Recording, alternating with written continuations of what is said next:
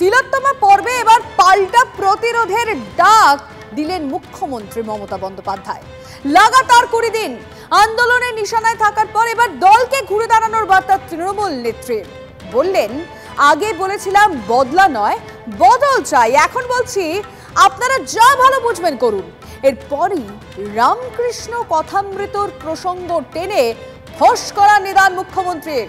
হিংসায় উস্কানি দিচ্ছেন মুখ্যমন্ত্রী, পাল্টা তীর বিরোধীদের। মাসকট স্পিন কন্ট্রোল ল্যাবের পরীক্ষায় এটি প্রমাণিত। কেয়াসেট আলোপেক্স পেন্টা অ্যাক্টিভ নতুন চুল গজাতে সাহায্য করে, চুল পড়া বন্ধ করে। Keya Seth alopex penta active 10 hair fall প্রবলেমের একমাত্র সলিউশন। 9 আগস্ট আরজিকরের সেমিনার হলে তিলোত্তমার দেহ উদ্ধারের পর থেকেই ক্ষোভের সুনামিতে ভাসছে রাজ্য। নজিরবিহীন নাগরিক আন্দোলনের সাক্ষী রাজ্য। ধর্ষক খুনির শাস্তির চেয়ে পথে নামলেও অস্বস্তি এড়াতে পারেনি রাজ্যের শাসক।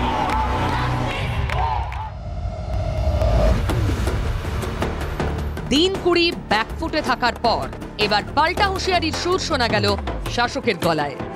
দলের ছাত্র সংগঠনের প্রতিষ্ঠা বার্ষিকীর মঞ্চ থেকেই সেই সুর বেঁধে দিলেন খোদ মুখ্যমন্ত্রী মমতা বন্দ্যোপাধ্যায়। আমি ভেবে দেখলাম যে এদের বিরুদ্ধে আমি কোনোদিনও বদলা নিইনি। আমরা বলেছিলাম বদল চাই, বদলা নয়। আজ বলছি ও কথা নয়, আজ বলছি যেটা করার দরকার সেটা আপনারা ভালো বুঝে করবেন। বদলা নয় বদল চাই, এই স্লোগানের রাস্তা থেকে তবে কি এবার প্রত্যাঘাতের পথে দলকে হাঁটতে বলছেন তৃণমূল নেত্রী? মঞ্চ থেকেই সেই প্রশ্নে স্পষ্ট ইঙ্গিত দেন মমতা বন্দ্যোপাধ্যায়। আমি অশান্তি চাই না, কিন্তু যে আপনাকে রোজ কামড়াচ্ছে আপনি তাকে কামড়াবেন না, কিন্তু ফস্ত করতে পারেন। রামকৃষ্ণ পরমহংসদেব বলেছিলেন, তোমাকে আমি কামড়াতে বারণ করেছি, তোমাকে আমি ফোঁস করতে বারণ করিনি। আগামী দিন আপনাদের কাজ হচ্ছে চক্রান্তকারীদের মুখোশ খুলে দিয়ে ফোঁস করতে শিখুন, ফোঁস করতে শিখুন, ফাঁস করে দিন। রাজ্যের প্রশাসনিক প্রধানের গলায় হুঁশিয়ারির সুর নিয়ে সরব হয়েছেন বিরোধীরা। ছাত্রদেরকে উস্কাচ্ছে। ঠাকুর রামকৃষ্ণ নাকি বলেছে সাপকে, যে সাপ তুমি না কামড়ালো ফোঁস করো। তা দিদি তার ভাইদের বলছে তোমরা ফোঁস করা শুরু করো, কাল থেকে ফোঁস করা শুরু হয়ে যাবে, ফোঁস ফাঁস শুরু হয়ে যাবে, অর্থাৎ মার দাঙ্গা শুরু হয়ে যাবে কাল থেকে। দিদি এখন তোড়ফোড় করতে যাচ্ছে গোটা আন্দোলনটাকে। কবি সুকুমার রায় হয়তো এনার কথা ভেবেই অতীতে লিখে গেছিলেন, সেই সাপ জানতো গোটা 2 আনতো। বাংলাতে 2জনই সাপ এখন আছে দেখতে পাচ্ছি আমরা।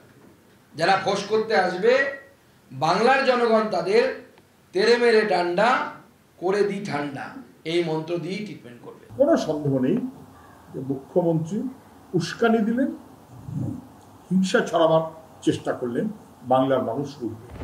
তিলোত্তমার মৃত্যু নিয়ে সম্মিলিত নাগরিক ক্ষোভের সামনে নিঃসন্দেহে খানিকটা গুটিয়েছিল শাসক দল। বিরোধী দলগুলো দলীয় পতাকা ছেড়ে সেই আন্দোলনে সামিল হয়েছিল।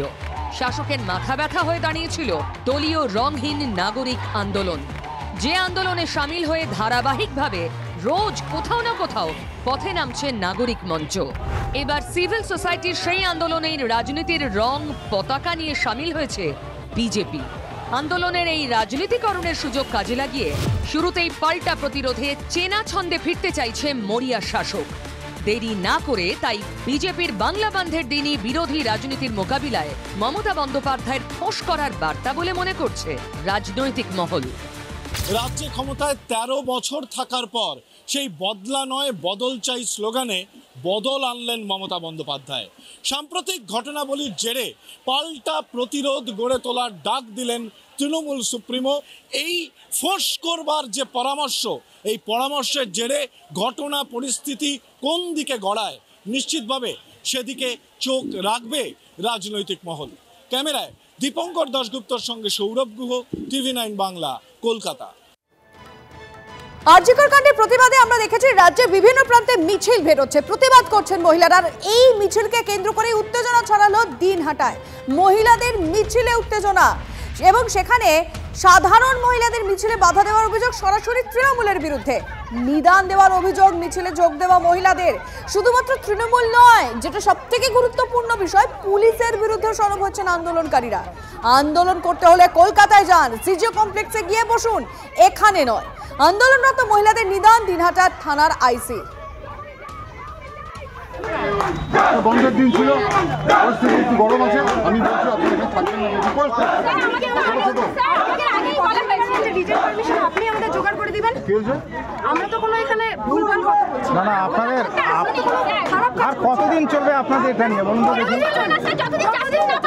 জাস্টিস তো পেতে সঙ্গে সঙ্গে জাস্টিস হয় যাবেন। সিসিও কমপ্লেক্সের সামনে বসুন তাহলে।